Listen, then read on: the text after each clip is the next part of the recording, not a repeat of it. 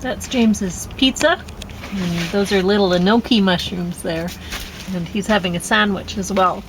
And I'm going to talk about Bones of Crows, which got top of the stack from me. Black Snow and Our Little Haven got the bottom of the stack. It was the first two. If you're interested in one, you'll probably be interested in the other. So, Bones of Crow. Bones of Crows, this is a CBC thing. And there's a lot of there's beautiful scenes of Canadian landscape, especially the prairies and stuff. And this is a story about residential schools. And I think it says somewhere around here that it's, well, maybe it's not based on a true story, I don't know. Yeah, I don't know, maybe it's not based on a true story. But in any case, it's quite a story. There's some stuff here that I thought was a little bit over the top. I think this story, it's good that they're getting this story out. If this was based on a true story, then it's got to be told. But I mean, there's one part where the story follows a Native woman while she was a girl growing up, and then she ends up being one of the Cree people who's helping out in World War II, and that's a great story all on its own. And then, because wasn't it the Navajo people that were, yeah, that one's a really great story. So I don't exactly know how they're used for coding and decoding. Yeah, but apparently they were doing the same sort of thing with the Cree people, from what this says. Fascinating. Yeah, so that's interesting, and I hadn't known that. I'd known about the Navajo thing, and that's awesome. But I hadn't known about this, so that's great that got that worked its way into the story. But anyway, the woman's husband, he's in the war also, and he ends up going into a concentration camp and seeing the people, and it reminds him of the residential school stuff. And I think, so okay, yeah, you can't That's do that. ridiculous. You can't do that. That's shameful. So that's where I was like, okay, that's too much. You can't do that, because it's not the same thing at all. And wow. It's not a difference in quantity, it's a difference in quality. That's stunning. So honestly, when you do things like that, there's going to be a lot of people with a hate on for what you're saying all of a sudden. When and for anything that you're involved with. They would have supported you. Mm-hmm. They would have loved to be a supporting presence in, with your struggle or whatever.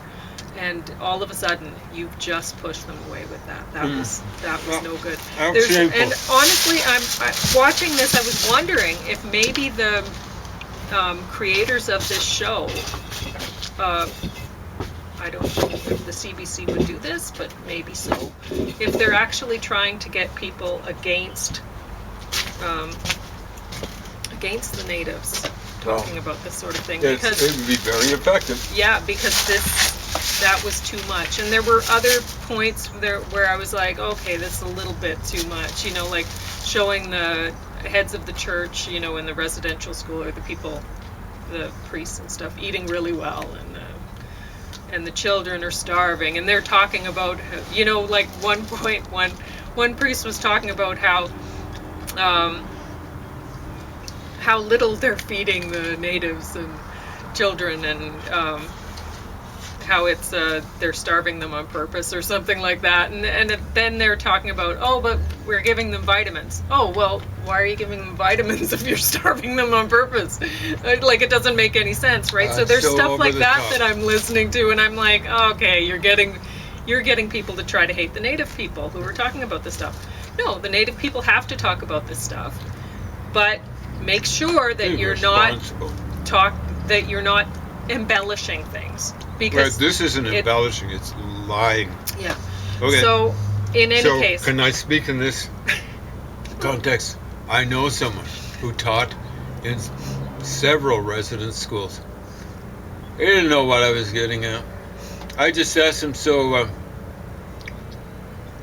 what did you eat there at the residence schools? No, it wasn't Catholic school. no. But what he said was, I ate what the children ate. And he wasn't making a point or anything like that. It's just, he ate what the children ate. Okay. So, maybe he ate a whole lot more and they gave them wee small. No. So Stop the that's- nonsense. Stop yeah. the I insanity. mean, the native children would not have been getting their ancestral diet while they're at the residential schools, and they wouldn't have been speaking their native languages, because really, honestly, if you think about it, the whole purpose of the schools is to teach them. And if you have a bunch of people speaking a bunch of different languages and the teachers don't speak that language or those languages, it's a little bit ridiculous to expect that the students are going to learn. So you have to somehow have everybody on the same playing field, right, in order for the kids to learn. So, I mean, I don't know anything about the Catholic school, residential school system that they had, because I wasn't there. But I don't know. Maybe all of the priests were molesting all of the children. I have no idea. But I find it a little bit hard to believe. I do believe that there was some of that going on, because the Catholic Church, everybody has heard stories about the priests, but that's not to say all of the priests were child molesters. So, anyway. It'd be interesting to see if it were roughly the same percentage as with. But one point that really made me think School. they're trying to, like, this, maybe the CBC or maybe somebody involved with making the show, they're trying to discredit Native people, is when her husband hangs himself in the barn, and if you look at how he's hung himself, or hanged himself, I guess that's how you're supposed to say it, but it always feels so wrong to say that. So if you look at how he's done it, there's a rope that's tied off as though he's been hoisted up by the rope, and then the rope's been tied off.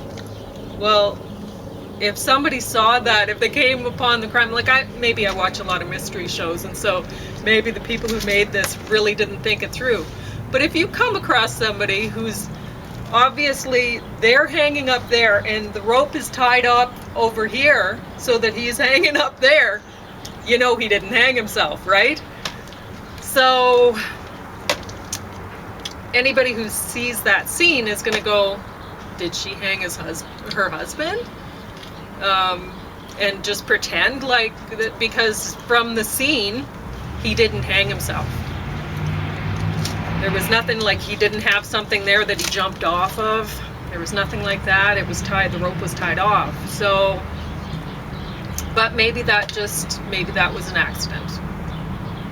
I don't think so.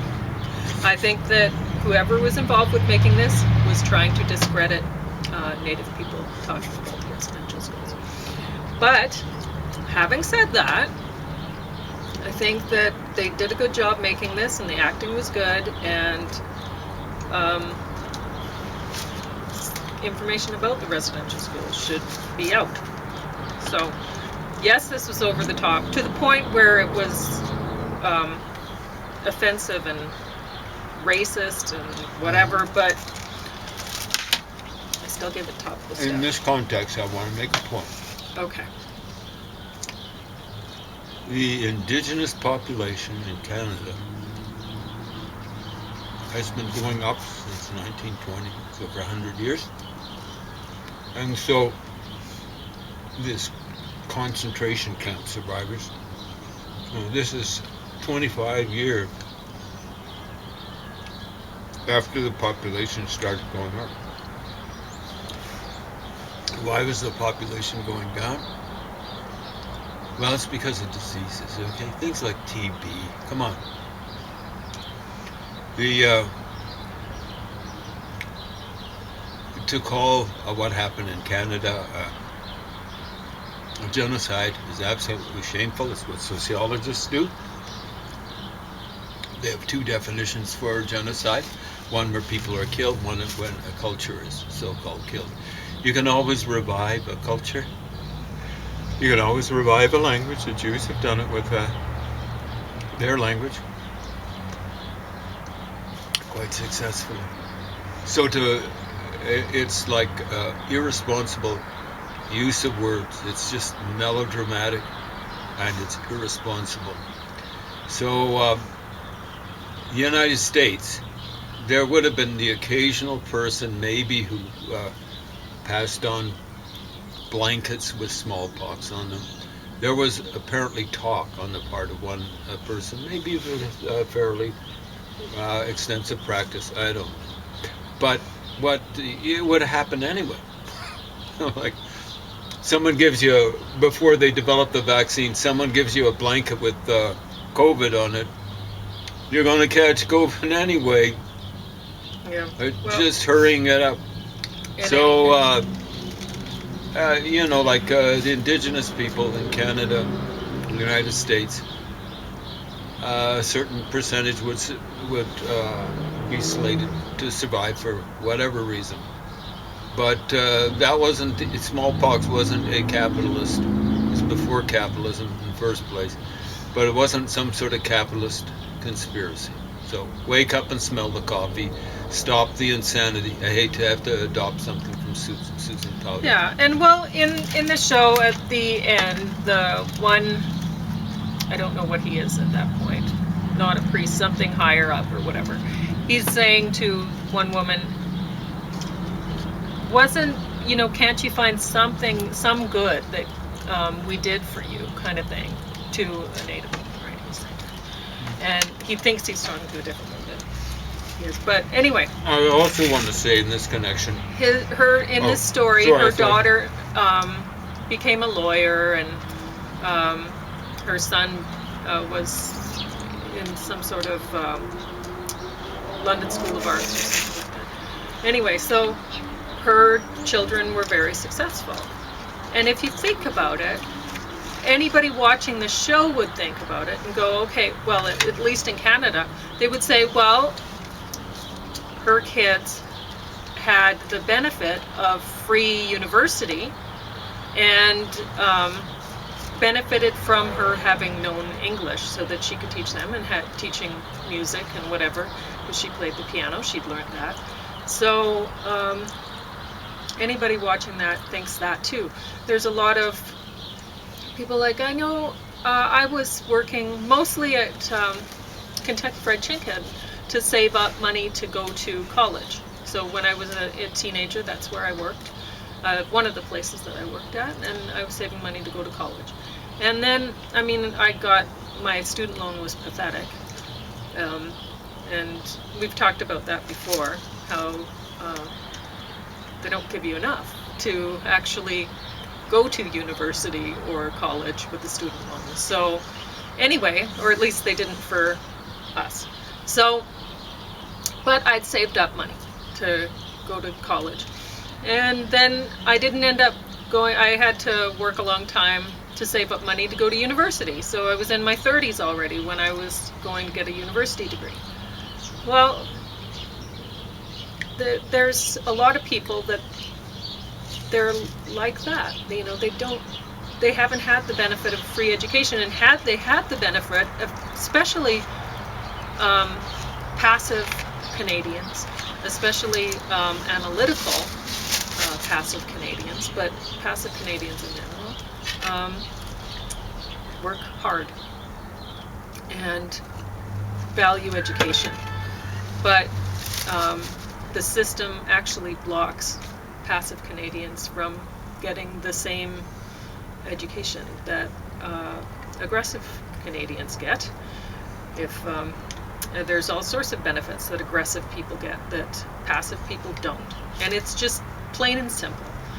It's but in any case, you don't want to alienate passive Canadians from, like if you're a native, you don't want to alienate passive Canadians from your cause. And really, the system in place already tries to do that by giving natives the free education, which they should have. They should have the free university education, but at the same time blocking passive, other passive Canadians from getting it. So everyone should have everyone free should get it. education up through university, so long as people are maintaining the grades in university. In No. other words, you don't want people there who are just like skimming along and flunking out or whatever. And I suppose they'd have to get through a certain amount of. I mean, I can even see it for PhDs. I don't really see it for. I really don't think art should be taught at university, nor music, nor English literature, English language, yeah. I don't think that stuff should be taught at university, and that people should pay for learning that kind of stuff. I mean, Pauline and I have had to pay for her learning how to write poetry. In other words, the time that she spent doing opportunity costs. that as an opportunity cost. So She remembers this from economics. yeah. That's good. So You did a anyway, good job on Bones that. of Crows. They at one point there's a mention of exchanging candy for information with a child. The child gets candy, and in this, so I'm segueing into this. They're talking about sugar plantation. At one point, like this is a show about a native in Australia, I think it is. But Do they even Australian call them South Sea Aborigines Islander in community. Anyway, if you want to call them that, Aborigines then. I don't know if that's I'm not the, sure. Politically correct term. They seem to change these Yeah, every they do, 5 just years. to make or us feel something. bad about it. So Well, it doesn't make me feel bad. It Anyway. makes me feel annoyed. And believe me, most people get annoyed by this kind of stuff. all right. So anyway, this girl here on this card was murdered, and it's a cold case, but they're trying to figure it out because a time capsule was opened at the university or at the high school where she went, and so anyway. So that's an Aborigine, Yeah. a person of color. Yeah, And- like in the United States, they do the same sort of thing, but the people that do 50% of the murders in the United States, more than 50%, are African American Okay. and stuff like that. So again, this is probably being politically correct. I don't know whether Well, it did Aborigines seem a have little the bit same offensive problem. in some parts. Like there's, I think it's her grandmother or something, is talking about how all of this, like the sugar plantation, this was built on our backs, and just so that the white man can have sugar in his tea. Well, I've talked about sugar before, about how it's more addictive than cocaine. That's what some people that I've reviewed their books for you and stuff like that, they've said, and videos they've said about sugar. And really, if you think about it, what were we hear about the people who were coming to America giving, or and other places, explorers giving children chocolate and candy and stuff like that, right? And it's kind of creepy because it's not food, and it's addictive. Like with chocolate, it gives you the feeling of love and stuff like that, right? And so drugging children is really quite sick, but we don't really think anything of it because we're so used to sugar, refined sugar, as being just common. Everyone has it, right? But it's a drug, and giving it to children is really kind of creepy, and it's a good way. Drugging the population, whatever population is your choice, is a really great way to control them, honestly. And it's something worth thinking about, rather than just reacting and saying, oh well, this is color against color. No, it's not about color. It has never been about color. It has been about power and submission. It's been about aggressive people having control over passive people. And unless you figure that out and you decide, okay, that's it, we're going to work to try to stop the aggressive people's control over other people, in general, regardless of what their color is, you're going to lose. And the problem's going to continue. I should say that for a while it was about color. Like with Muslims, the thing to be said for their credit was they were no respecter of colors. They would make slaves of anyone. So they made a huge number of slaves of Russians, Poles, and Ukrainians. The figures I've got is 2.5 million in about 250 years. They made slaves of Turkic people, not so much Turks, until the Turks, many of them, most of them, decided to convert. And then, of course, they turned into some awesome slavers themselves. They actually had slaving expeditions that went all the way, raiding expeditions that went all the way to Iceland, taking slaves. And, of course, England and Ireland as well. Of course, this is a religion of peace. And with the Western tradition, the slavery was revived with the discovery of the New World, and it tended to be just blacks exclusively. Yeah. All right, but I mean, let's talk about Australia here. And I mean, I wasn't talking about that, but anyway, it's a show worth watching. It says on here, gripping and well acted, and I don't know how well acted it was. I mean, when I see something from Australia, I'm like, oh God, why did I get this? Yeah. But and I felt that way for the first episode, but eventually, I enjoyed watching the series. There was a good mystery there, and there were a lot of white people who were friends and dating and whatever, sticking up for the Aborigine people. And then, I mean, of course, there's the bad guy is going to end up being a white guy. But anyway, it's still worth watching.